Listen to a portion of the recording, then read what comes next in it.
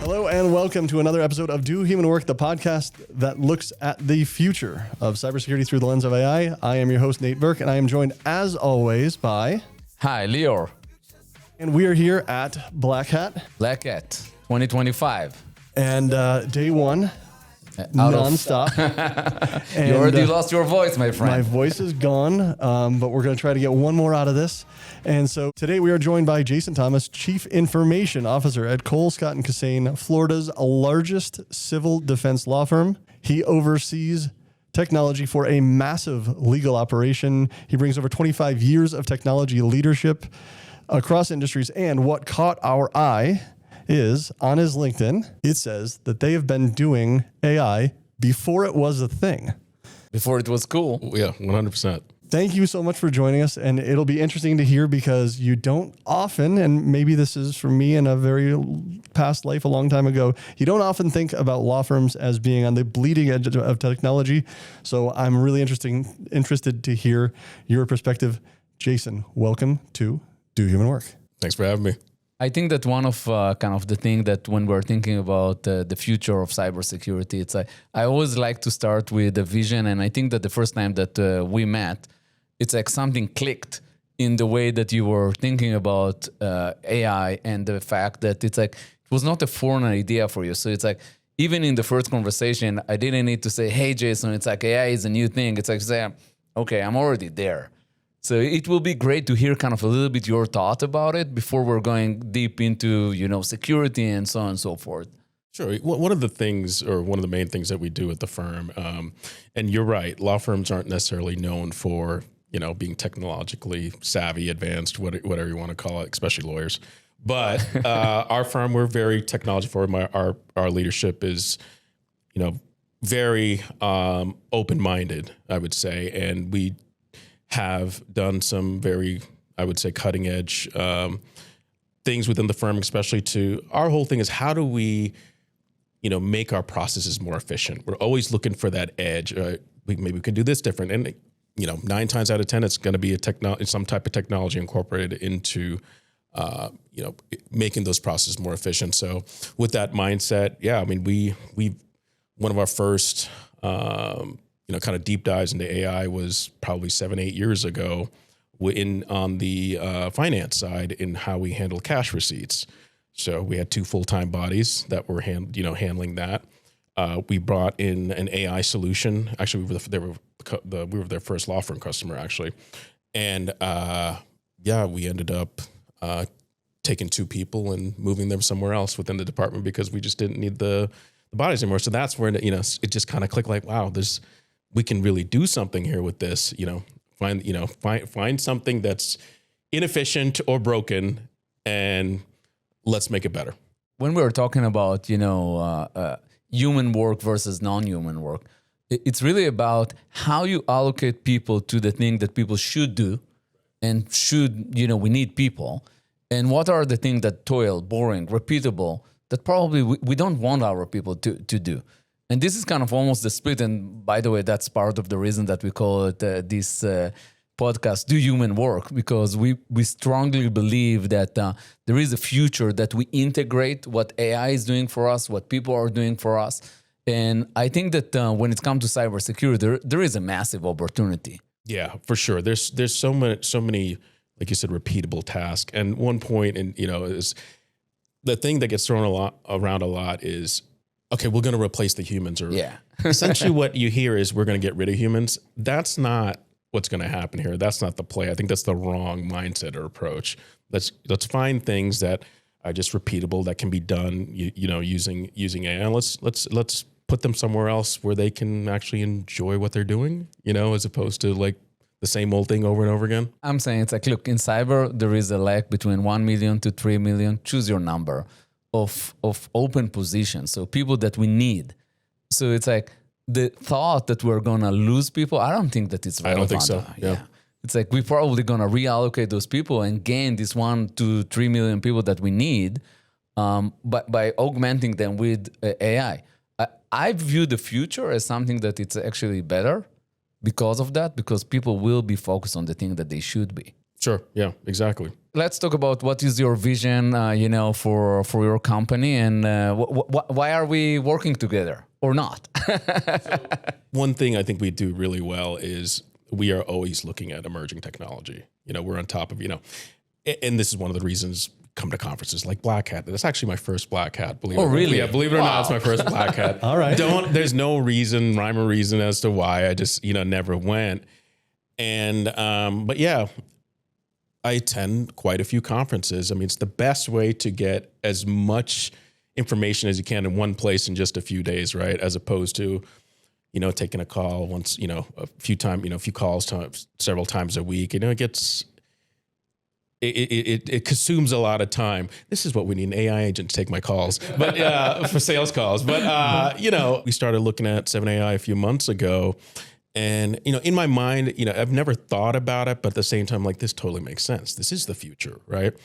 And honestly, you talk to folks in the industry. There's a lot of there's two sides of it. There's the analysts who are like, oh no, trust me, bro. That's we can't just rely on AI to do everything. And I think they're looking at it the wrong way in terms of, look, they feel threatened.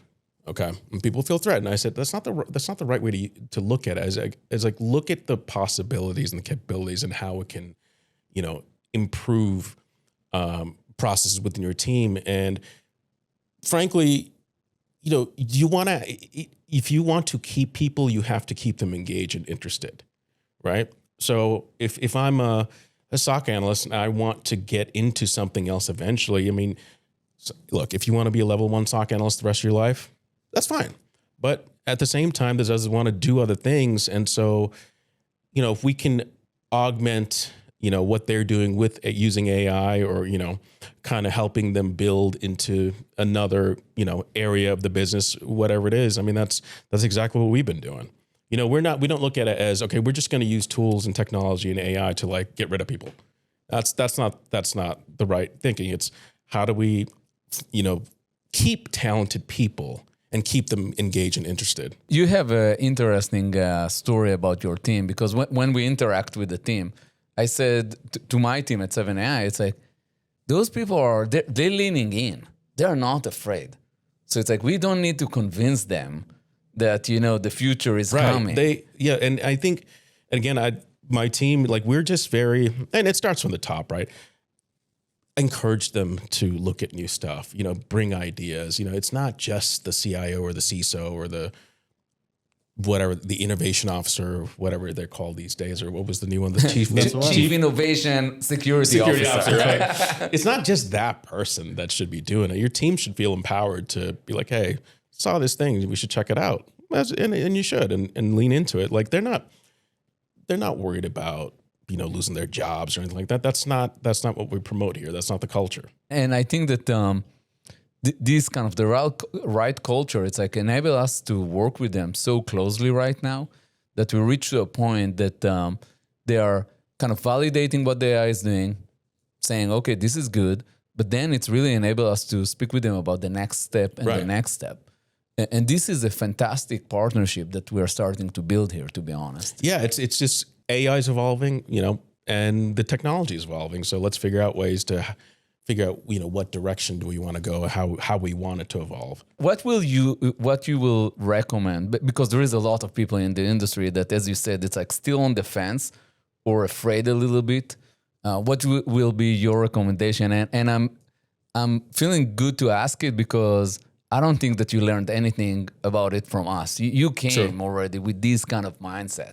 I think you always have to be open to ideas. And I think a lot of the chatter and talk is, not saying it's everybody, but have you really looked at it? Have you really looked into it? Or are you just talking about something that you may not be educated on? Mm-hmm. Educate yourself first and then have a response, then if you have the same opinion, that's fine. That's cool. But I think a lot of, and part of it, I think, is I blame marketing.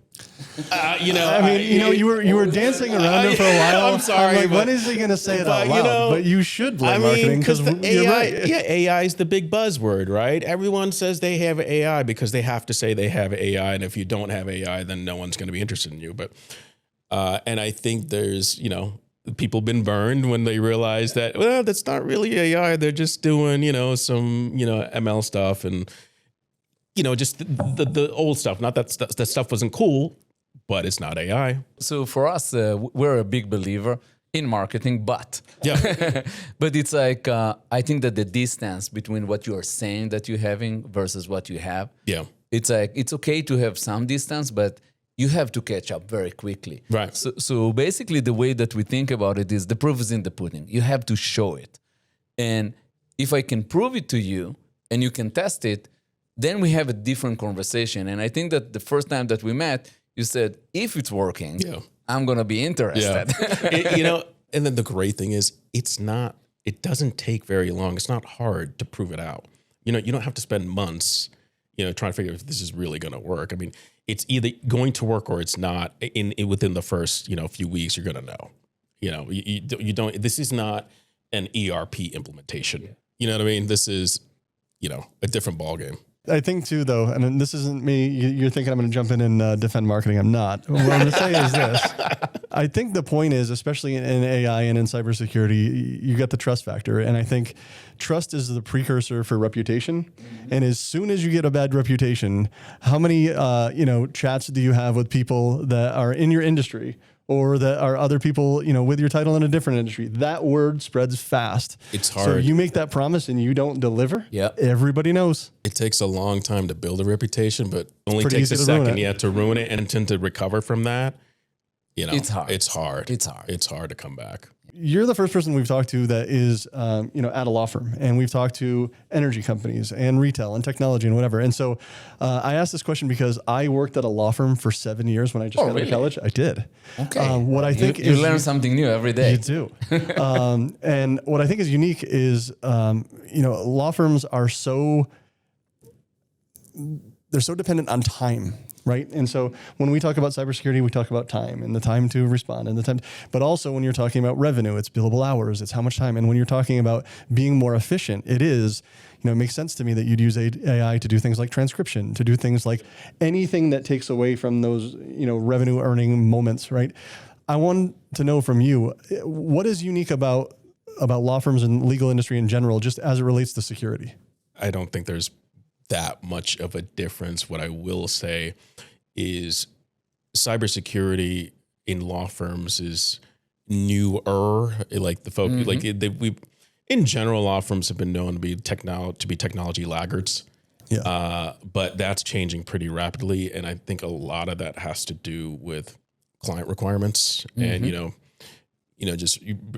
those type of regulations or whatever you want to call them.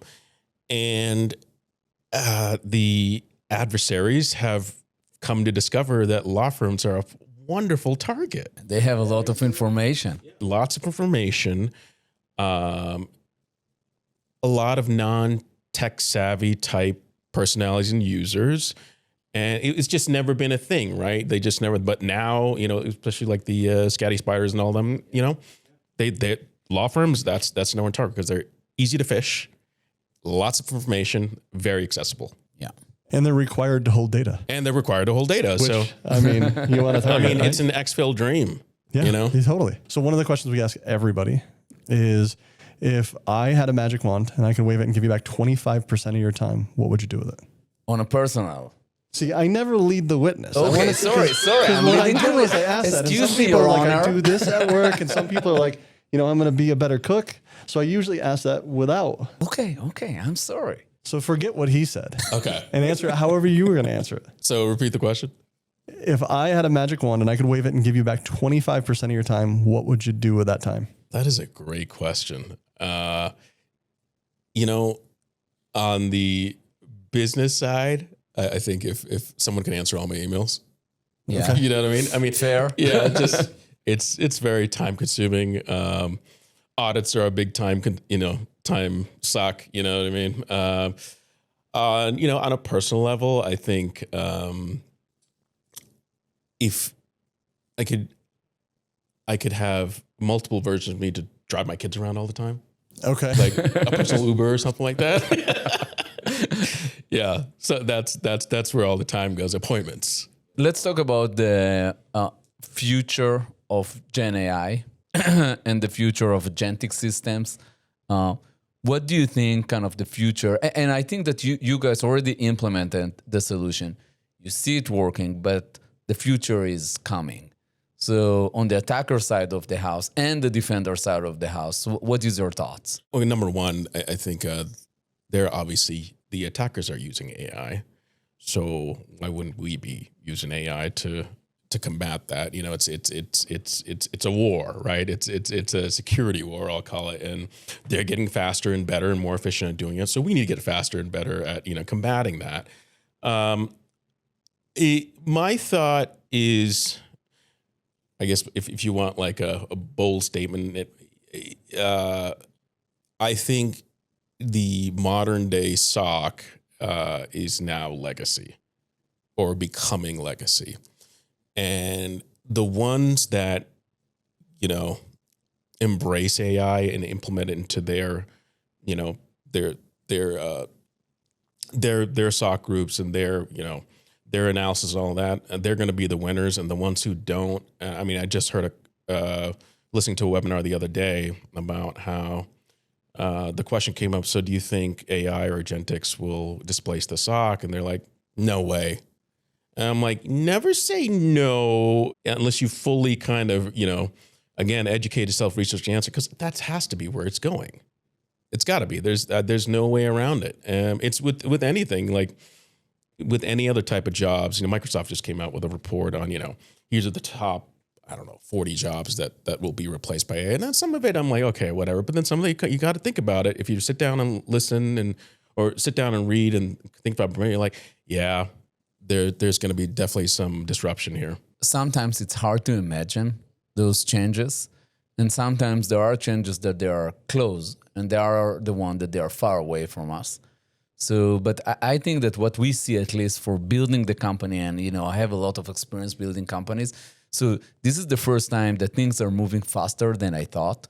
And we're already talking about like a year and a half. Mm-hmm. Our previous company, it took us probably 3 years and more than 150 people to reach to the same state that we are right now. So I think about it as humbleness that I'm embracing to myself, of saying it's like every time that you think about something, things are moving faster than you think. So I think that I'm not blaming people, because sometimes it's hard to imagine. But I think that this time, specifically with AI and the adoption and removing the BS a little bit, it will move faster than we thought. And what I'm afraid of is that the bad guy is going to move faster than we thought. Yeah, the best way I can describe it is when ChatGPT first, came to market. I was all over it. I was like, wow, this is really cool and exciting. And I would tell everyone, I was like, you guys, you got to see this. This is like amazing. And they'd look at it and just kind of, some were like, oh, it's okay. And just kind of poo-poo it. And these are the early stages, right? And then every 3 months, or every few months, you'd see a new evolution, and then 3 months goes by, another evolution. And now, if you look, I think ChatGPT went to 2 years ago, 3 years ago now. 2 years ago. It's insane. Yeah. How much it's developed and what the capabilities are. And like you're saying, because of that, you have to move fast with it. You know what I mean? Like, so the bad guys are just going to, take advantage of that, and they're going to move quicker than you. And so what are you going to do? I mean, like I said, you got to combat AI with AI sometimes. And that's the only way that you can try and win. I think that the big change that we will see in cybersecurity is Gen AI. Basically, it's you put a prompt in, it spit out words. Great. Now we start to see it moving to the agentic world, that you put word, it's doing action. Mm-hmm. And in the future, you put word is doing action, not in a single basically agent. It's a swarm of agents that can speak with each other. Once you have this type of capability, when we're talking about attacking somebody, now you have an army of agents that can attack somebody. Yeah. And this is kind of, I think that when you're saying we have to fight AI with AI. You got to fight back, with the same, it's like you can't fight people with swords or, wielding guns. You know what I mean? It's, you got to adapt. Yeah. One last question that I have is, So you're a CIO, right? So we generally talk to a lot of CISOs about this, and when we ask this question, we kind of ask, if agents are able to do what we say they are, and what we're seeing today, and able to give you back time, what's that thing on your bucket list? And we usually ask it as the CISO bucket list, right? Those things that you never get around to because you're too busy responding and that sort of thing. But because you're a CIO, part of you is enablement and part of you is security. So I'm curious, like if you're able to really embrace agentic AI in your day-to-day and within your team, is there anything on your list that you're saying, like, I just wish I could get around to this, whether it's some type of initiative or anything at all that you'd say, like, this is the thing I want to do if I'm able to reclaim all that time and effort? So I would say, I have to wear both hats, right? CIO, CISOs, right? So I got to think, like you said, I got to think about both. I would say on the, kind of user enablement, I'm just thinking out loud here, right? Yeah. So I'm just making up as I go. But, the majority of problems that, the help desk encounters is just, it's either a training issue or they just don't know the answer, or they need little help with something, or fixing an issue or an error message. We've got chatbots that you can ask questions and say, hey, how do I do this? How do I do that? How do I fix that? But if we could take it to the next level where it's, the agents, are, kind of helping improve that experience. When you encounter this, you can say, hey, I'm having this problem. The agent will, help you fix the problem. Essentially, I would say something along that. I haven't figured out exactly how that would work, but I think that would save people a lot of time, as opposed to, okay, you got to call the help desk, put in a ticket, and then have someone call you back. And sometimes we don't know the answer, right? Sure. Now, then we got to do research. Of course, we're clicking on Google, just trying to figure out if we can. But if we can get those answers even faster to the user, or it can actually enable the users to find the answers themselves, or solve the problem for them. That's the cool one, right? Imagine a help desk scenario that revolves around permissions, which happens all the time for everything, right? Where somebody puts in a ticket, I can't access something is wrong, and you find the answer, but then you figure out, okay, this is why this user. Hey, I wonder if anybody else has the same issue, right? And actually go out and do it proactively. Exactly, because that would be amazing. It takes time to figure out if an issue is chronic, right? Yeah. It's going to take, the second person call, the third person call, but how long did that take? A few hours. By the time we get to, you get to 3, 4, 5 users, they're like, okay, we may have a problem here. Yeah. But now, we're kind of behind the ball now in terms of, resolving the issue. Great use case. That's if you're experiencing them in a row. But in reality, it's, I got this one issue, then something else happens. And then you got to remember. And then somebody else is responding. Yeah. Someone's got to look at the list of issues and say, hey, wait a minute, I see a pattern. Yeah. In cyber, it's like we started by analyzing alert. Mm-hmm. But very quickly, what we started doing, it's like, just a sec, if we see alert here, and alert here, and alert here, and all of them correlate to the same user, to the same machine, wait a second, maybe something going on over there. And we already starting to see the emergence of that thing. So we start playing with this system. We were surprised that in one POC that we did, the system say, hey, I think that there is a red team right now. And I'm looking at it and I say, we never said that it's a red team. Mm-hmm. And it's like, I didn't teach you that. What's going on here?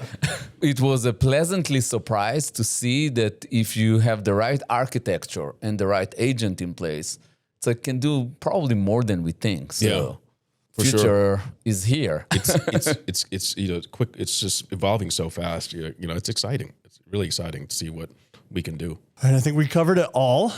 I want to thank you for coming out and being part of this, and keep doing human work. 100%. Maybe we need to change your title to Chief Innovation Officer Point. I'll talk to my boss. All right. Thank you so much. Thank you. Thank you. All episodes of Do Human Work are available at 7ai.com/podcast on YouTube, Spotify, and Apple Podcasts. Please share, subscribe, and if you have suggestions for future guests, let us know at dohumanwork@7ai.com.